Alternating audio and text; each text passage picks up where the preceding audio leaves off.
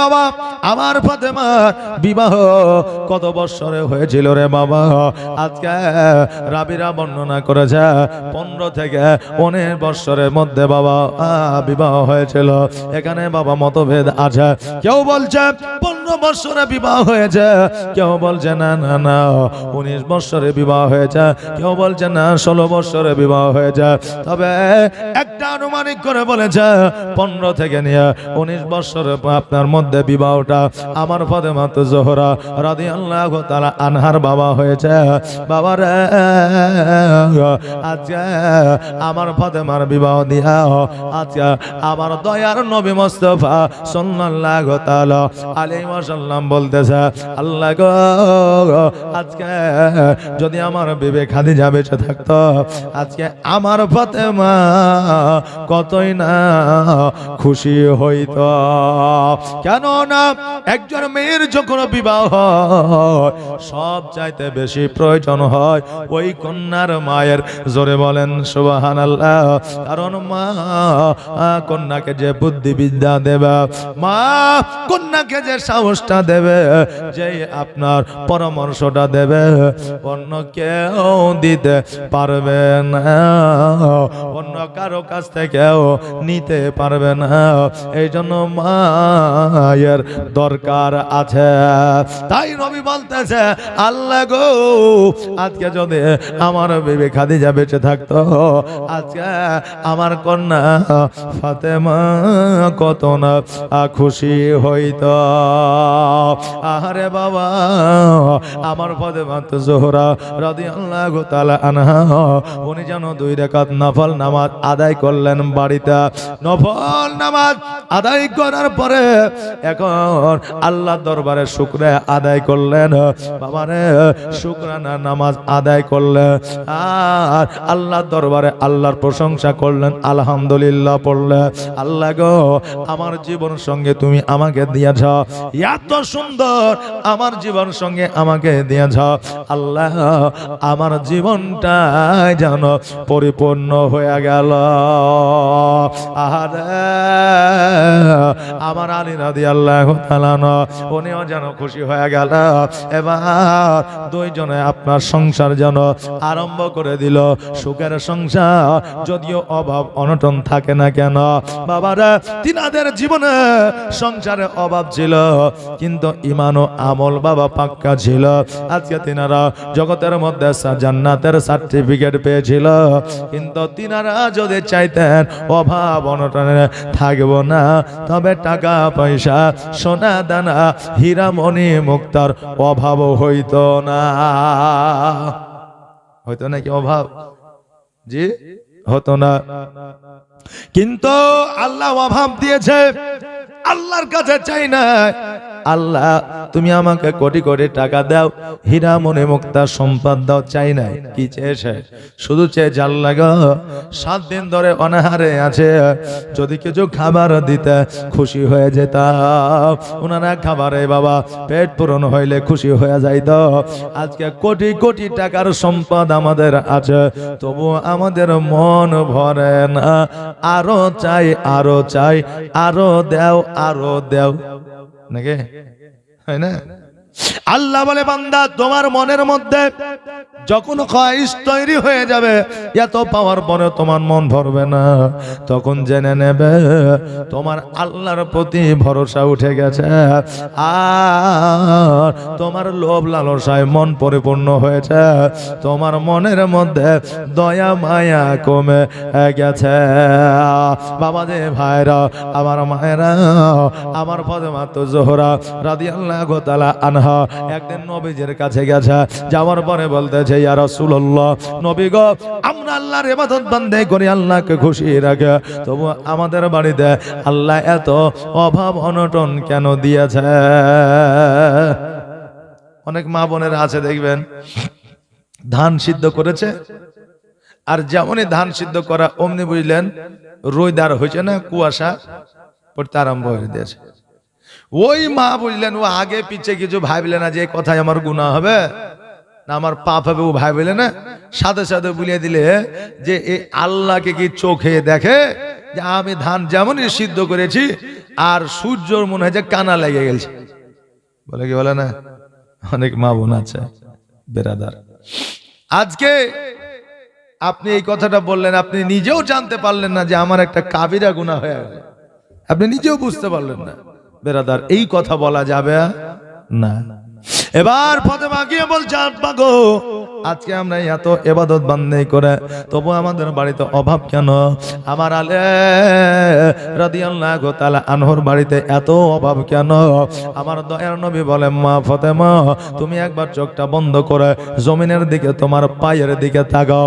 আমার ফাতেমা চোখটা বন্ধ করে যখন জমিনের দিকে তাকিয়েছে, দেখছে যেন আমার ফাতেমার পায়ের তল দিয়া হীরা মণি মুক্তা যেন গড়ে যা। নবী আমার বলে, ফাতেমা, একটা হীরার গোটা উঠায় না, কিয়ামত পর্যন্ত তোমার বাড়িতে অভাব থাকবে না। কিন্তু মারে, তুমি জান্নাতের রানী হতে পারবা না। ওই জগতে সুখ পাইলে ওই জগতে তুমি সুখ পাইবা না। কারণ আমার আল্লাহ বলেছে, জগতের মধ্যে যাদেরকে আমি টাকা দিয়েছি, পয়সা দিয়েছে, যাদেরকে আমি জগতে সুখে রেখেছি, আর যাদেরকে অভাবী বানিয়েছে, সুখী মানুষের চাইতে ধনী মানুষের চাইতে গরিব মানুষকে আমি আল্লাহ 50 বছর আগে জান্নাতে দিব। জোরে বলেন সুবহানাল্লাহ। ফাতেমা, আজকে তুমি শুনে নাও, আজকে যদি তুমি জগতে সুখী হয়ে যাও, জান্নাতে রানী হতে পারবে না। ফাতেমা বললে, আব্বা গো, আমাকে জগতে সুখী হতে হবে না, আমি জগতের সুখ চাই না, আমি আখিরাতের সুখ চাই।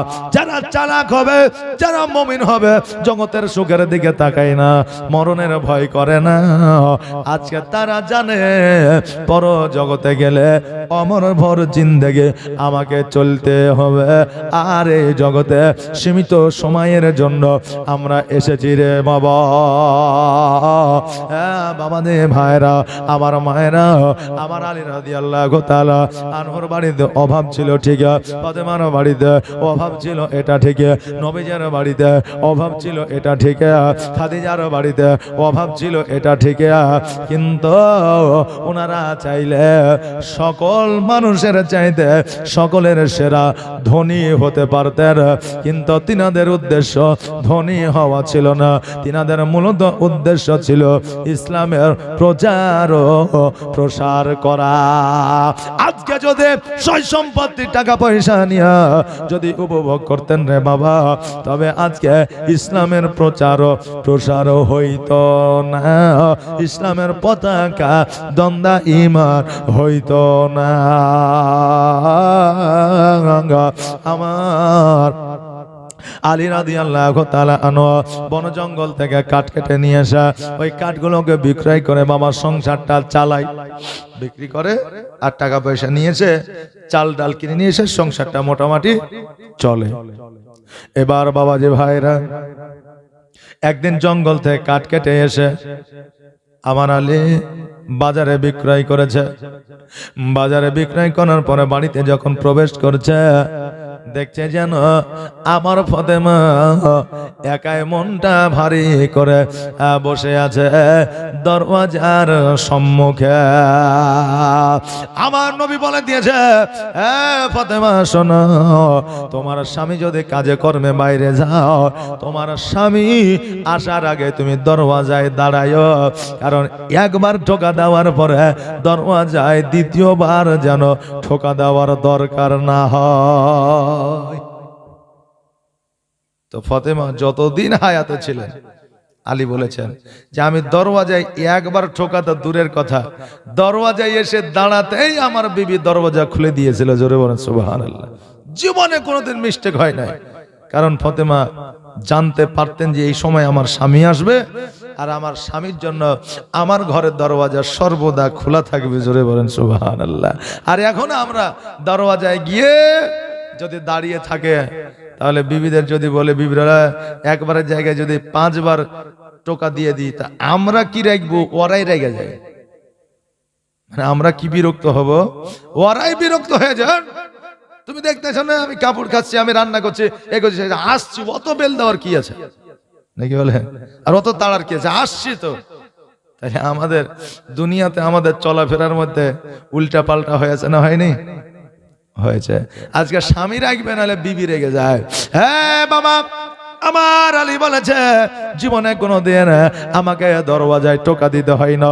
আমার ফাতেমা জেনে যেত, বুঝতে পারতো আমার আসার সময় হয়ে গেলে দরওয়াজার কাছে দাঁড়িয়ে থাকতো। জোরে বলেন সুবহানাল্লাহ। এবার বাবা আমার আলী রাদিয়াল্লাহু তাআলা মনে মনে ভাবতেছে, আল্লাহ গো, আজকে আমার আলী চিন্তা করতেছে, আল্লাহ আজকে ফাতেমার মনটা ভারী আছে, হয়তো বিবাহ করে আমার বাড়িতে এসেছে, আর নবীজির বাড়িতে যাওয়া হয় না, আজকে বাপের বাড়ি যাওয়া হয় নাই বলে মনটা ভারী করে আছে। অনেক মায়েদের মনটা ভারী থাকে কিনা? আনালে ভাই 8 মোংলা করে আসলো জামাই। এবার বাড়িতে আসার পরে এবার মেয়ে বলছে, তুমি 8 দিন আমার বাড়িতে থেকে আসলে কিন্তু আমি 8 দিন থাকতে পারবো না, 7 দিনের বেলায় আমার মায়ের বাড়ি আমাকে নিয়ে যাইতে হবে। কথা বললেন না? আমার মায়ের বাড়ি আমাকে 4 দিনে নিয়ে যেতে হবে। এখন যদি শ্বশুর শাশুড়ি যদি বলে না তোমাদের বাড়িতে 8 দিন থেকে আসলো, আমার বাড়িতে বৌমা 10 দিন থাকবে, যতদিন মায়ের বাড়িতে না যাবে অতদিন মা বোনেদের মুখ সোজা হয় না। কথা বুঝতে পারলেন কি পারলেন না? অনেক মা বোনেরা আপনার মনটা ভারী করে থাকে, কিন্তু আজকে ওই মা বোনদের বলে দিয়ে যায়, মা আজকে স্বামীর বাড়িটা তোমার আপন বাড়ি। আর স্বামীকে বলে দিয়ে আজকে প্রথম যখন বিবাহ করবে প্রথম কয়েক বছর বিবিদেরকে ঘন ঘন বাপের বাড়িতে নিয়ে যাবে, তবে একাই পাঠাবে না, নিজের সঙ্গে করে নিয়ে যাবে।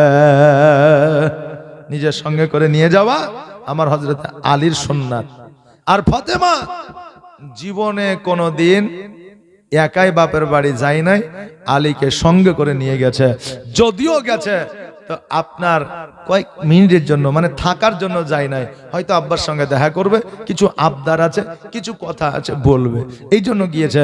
আর যখন এ থাকার জন্য গিয়েছে তখন হযরত আলীকে সঙ্গে করে নিয়ে গেছে। জোরে বলেন সুবহানাল্লাহ। হ্যাঁ বাবা যে ভাইরা, আমার ফাতেমাকে খুশি করার জন্য আমার আলী বলতেছে, এ ফাতেমা আজকে অনেকদিন নবীজির সঙ্গে দেখা করতে যাওয়া হয় না, তুমি কি বাপের বাড়িতে বেড়াতে যাবে না? সঙ্গে সঙ্গে আমার ফাতেমা বলছে, এখনই চলেন। আলী বলছে, বাপরে এত দ্রুত? বলা মাত্রই একশের। ফাতেমা তো কোনো সময় বললো না যে আমাকে একবার বাপের বাড়ি নিয়ে চলেন। আর আমি যেমনই বলেছি অমনি বলছে এখনই চলেন, মানে এত দ্রুত অ্যাকসেপ্ট করে লিয়েছে। শুধু ফাতেমা নয়, আমাদের মা বোনেরাও তাই। বাপের বাড়ি যাওয়ার কথা বললে বুঝলেন একবারে কারেন্টের মতো রেডি হয়ে যায়, আর প্লেনের মতো উড়ে চলে যায়, যত তাড়াতাড়ি যাওয়া যায়। আর বাপের বাড়ি থেকে যখন শ্বশুর বাড়ি আসে তখন গরুর গাড়ি হয়ে যায়, চলছেই না। কথা বললেন না? এখন লাই বিকেলে যাবো, বিকেলে রাইতে যাবো, রাত তো হয়ে গেল, কাল সকালে চলো। তো সকাল যখন হয়ে গেল তো এখন বাড়ি যা রান্না বান্না করতে আবার সেই ঝামেলা।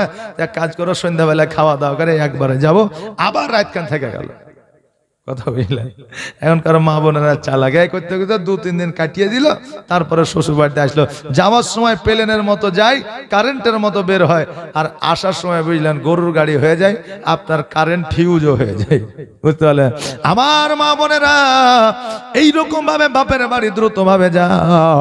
আমার আনি বলতেছে, বিবিরে আজকে তুমি যদি এখনই তোমার বাপের বাড়ি যাও, তোমার কাপড়খানা তোমার পোশাক খানাকে পাল্টে নিবে না।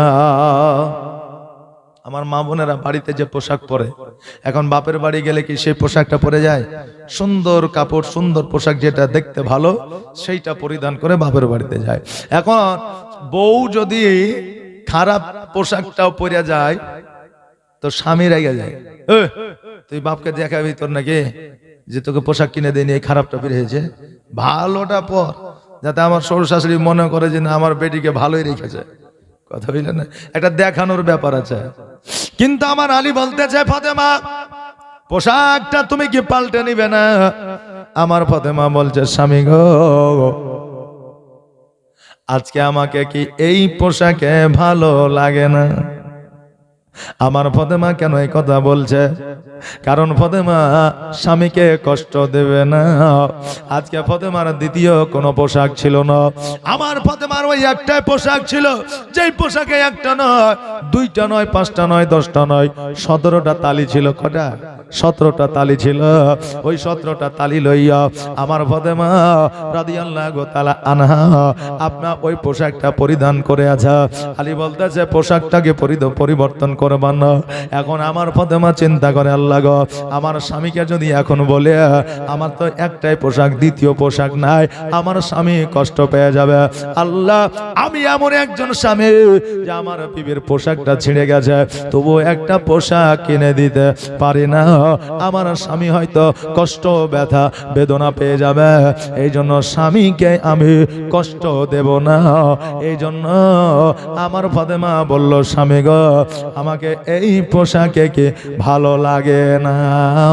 আর আজকে যদি আমরা বিবিদের বলি এই পোশাকটা পরতে হবে না, ওই পোশাকটা পরো, বিবিরা সঙ্গে সঙ্গে বলবে তুমি কি পোশাক একটা কিনে দিতে পেরেছো? ঈদে পোশাক কিনে দিয়েছেন, সুন্দর শাড়ি একবারে টাকা দিয়ে নিয়ে এসে দিয়েছেন। এখন কুরবানিতে বলছেন বিবি এবার তো কুরবানি দিয়েছি, হাত অবস্থা ভালো নাই, আর ব্যবসা বাণিজ্য ঠিকঠাক চলছে না, একটু দুর্বল, তো এবার শাড়িটা লিও না, তুমি এক কাজ করো 2 মাস পরে লিও। বুঝলেন? ওই বিবি বুঝলেন কুরবানিতে গোস্ত রাঁধবে, তো কোনো হাঁড়িতে লবণ হবে, কোনো হাঁড়িতে হবে না, কোনো হাঁড়িতে তেল একটু বেশি হবে, কোনো হাঁড়িতে কম হবে। মানে এদিকে ওর মন ভালো নাই, বুঝতে পারলেন না? যে আর বিবির মন খান বুঝলেন মোটামুটি 3 দিন 4 দিন তো ভালো থাকবেই না। যে তুমি সবকে দিতে পারলে, কুরবানিও দিতে পারলে, আমাকে 200 খান টাকা দিয়ে এখন শাড়ি দিতে পারলে না, মানে ওটা ডায়লগ বুঝলেন। ওকে যদি 200 টাকা দিয়ে শাড়ি আবার নিয়ে এসে দেন, তোর আবার পছন্দ হবে না, কথা বুঝলে? হ্যাঁ। আর যদি বলে যে একটা ভালো শাড়ি আমি পরবো না, তুমি আমাকে শাড়ি দিলে না, ভালো শাড়ি ইয়াই পিনাই দিন পার করে দেবো, কথা বুঝলে? এগুলো হচ্ছে আমাদের টেढ़ামা, বুঝলে? হ্যাঁ মা বোনেরা, কথা শুনেলেন? বিবি কষ্ট স্বামীকে দেবে না, এই জন্য বলতেছে স্বামী গো, আমাকে এই পোশাকে কি ভালো লাগে না। এখন আলী চিন্তা করে, আল্লাহ গো, আমি যদি আমার বিবিকে বলে এই পোশাকে ভালো লাগে না, আমার বিবি কষ্ট পেয়ে যাবে। স্বামী কাকে বলে দেখেন?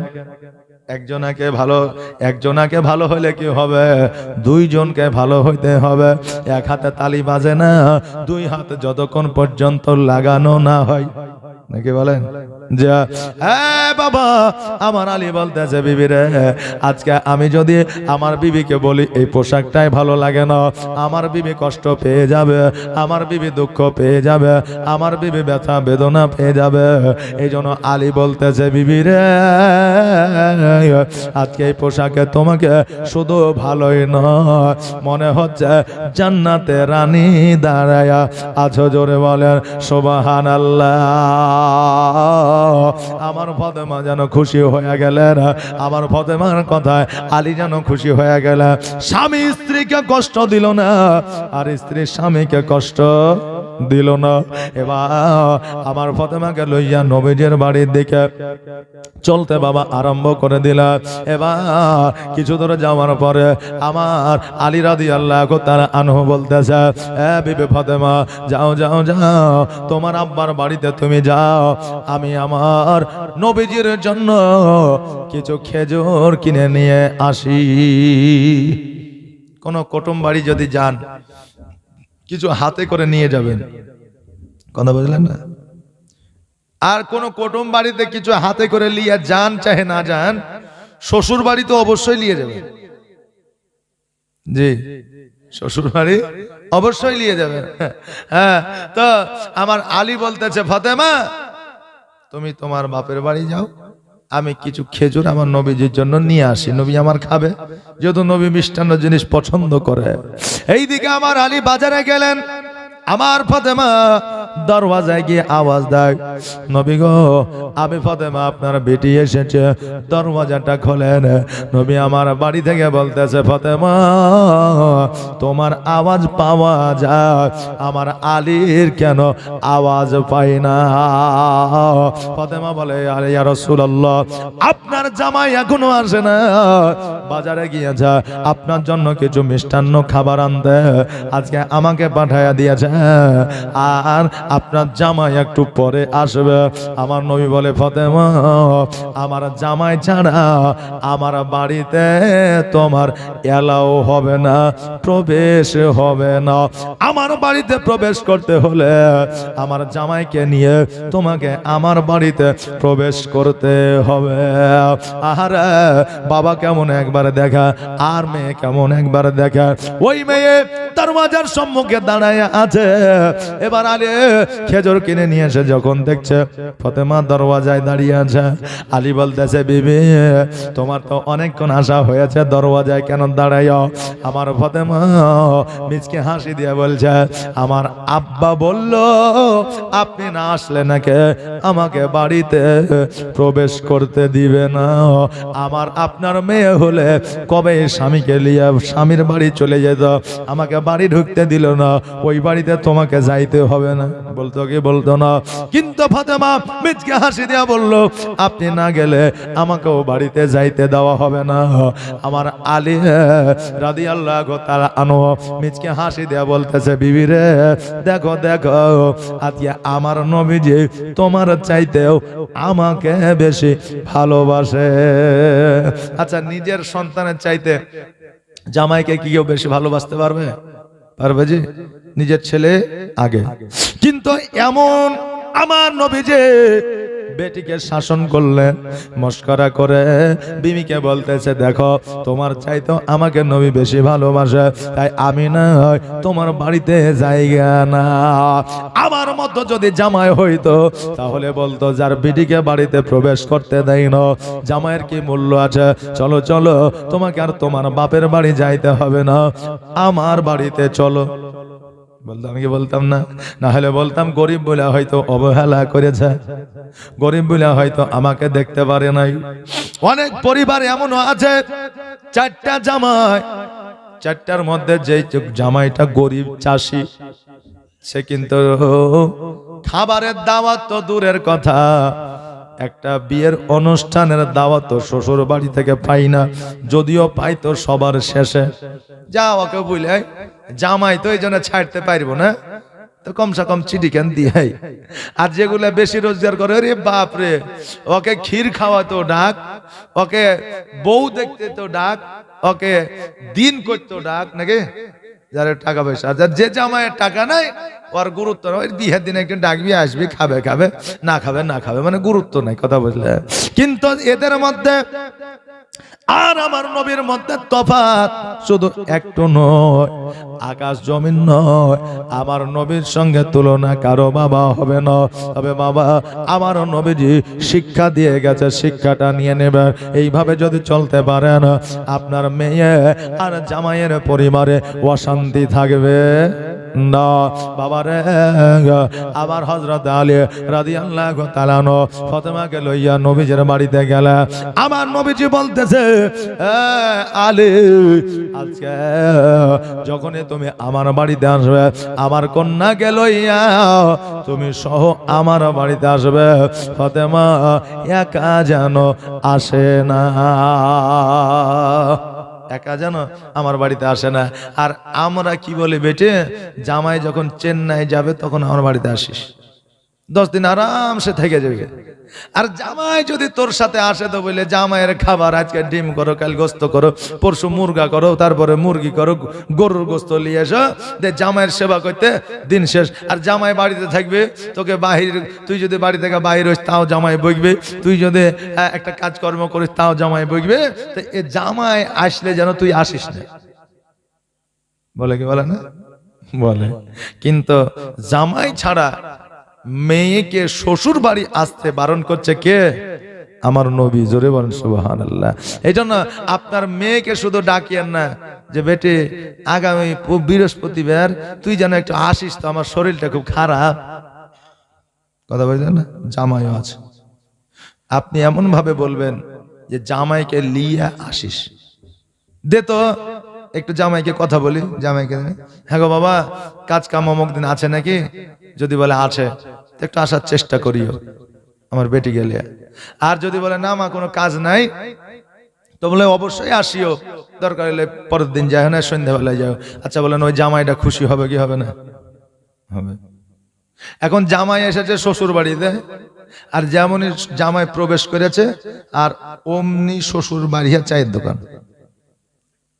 এখন গায়ের লোক বলছে, আরে বাড়িতে যে তো জামাই আসলো দেখলাম, তো দুইটা মুরগা মুরগি নিয়ে আসবে, নাহলে চায়ের দোকানে বসে আছে কেন?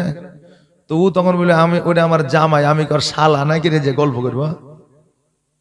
বলে কে বলে না, অনেকে বলে যে গল্প, জামাই ওর সামনে যাবো কেন, আমার বেটি আছে যাবে, আমার বেটা আছে যাবে। কিন্তু শরীয়তে এটা বলে না। তোমার মেয়ে কেন তোমার জামাইয়ের কাছে যাবে? মানে যেটাকে শালিকা বলা হয়, শালি যেটা বলা হয়, যে ওই শালিরা বহুনুর আদর যত্ন করে, খাবার দাবার নিয়ে যায়, আর কি ফাজলামো করে, এটা শরীয়তে বলেছে নাকি? বলে নাই, পর্দার সহিত থাকতে বলেছে। আজকে তোমার মেয়ে কেন যাবে?